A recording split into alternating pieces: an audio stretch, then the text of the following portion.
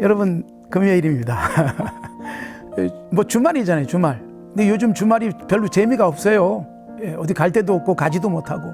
더군다나 이번 주는 뭐 너무 강화돼가지고 뭐 친구하고 커피 한 잔 마실 수도 없는 상황인데, 이렇게 우리 인생이 어느 날 광활한 광야에 던져진 것 같은 상황이 될 수도 있어요. 그런데 이거 좀 기대해 볼 만하잖아요. 일부러 그런데 여행도 가잖아요. 막 광야 같은데. 그런데 어쩔 수 없이 내가 던져졌다고 생각될 때 여기서 뭔가 내 인생을 채우실 하나님을 바라보면 좋겠다.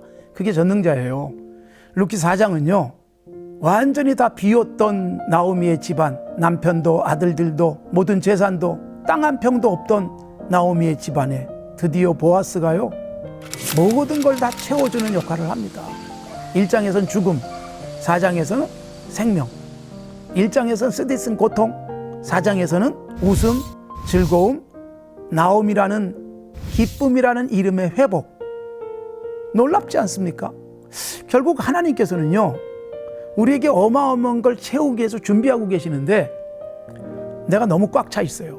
내 인생의 진정한 힘이 내가 갖고 있는 돈, 나의 학력, 나의 이런저런 능력, 이걸로 살 수 있다고 착각하다 보니까 하나님이 채워주시는 뭐 기가 막힌 것들이 내 속에 들어오지 못하는 거예요.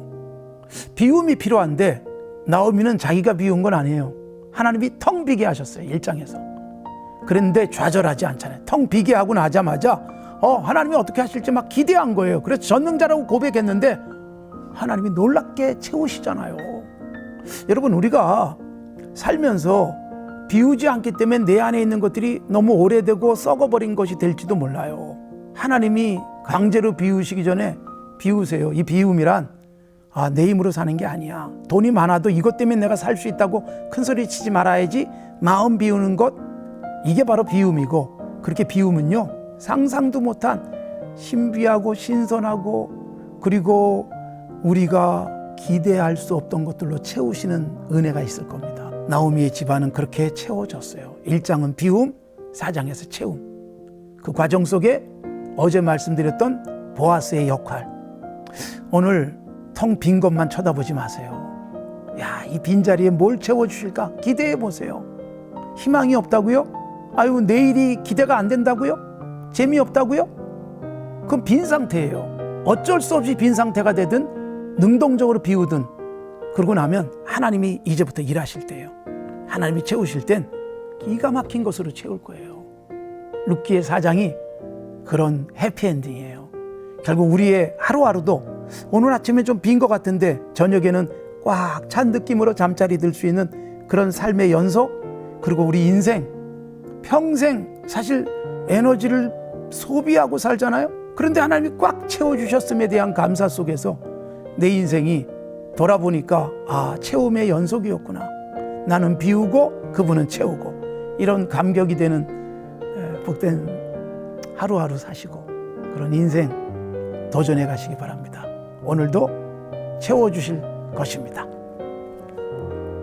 오래전부터 많이 비우려고 노력했는데 도대체 빈 건 채워주려고 하고 계속 그건 내가 이렇게 만족도 없고 막 계속 배고프고 나는 왜 이래, 이 상태는요 안 비운 거예요. 나 뭐 시급 9,000원밖에 안 되는데, 그런데 이게 얼마나 감사한지. 오늘도 일할 수 있고 시급 9,000원 받아가지고 이것도 11조도 하고요. 나보다 어려운 친구한테 도와줄 수 있다면 이게 진짜 비운 거예요. 그러면 거기서 하나님이 막 채우시는데 밑에서 솟아나고 하늘에서 떨어지고 그렇게 채우실 거라고요.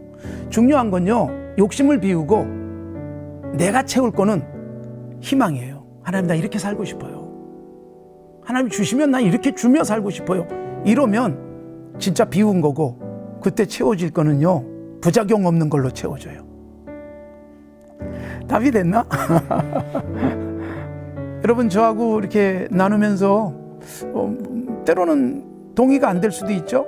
궁금한 것도 있을 수 있어요. 언제든지 그냥 솔직하게 댓글도 다시고, 때로는 좀 동의가 안 된다, 뭐 그런 소리를 하냐, 난 그렇게 생각 안 한다, 얼마든지 좋습니다. 그냥 열고 대화하면서 그렇게 계속 만나기 바랍니다.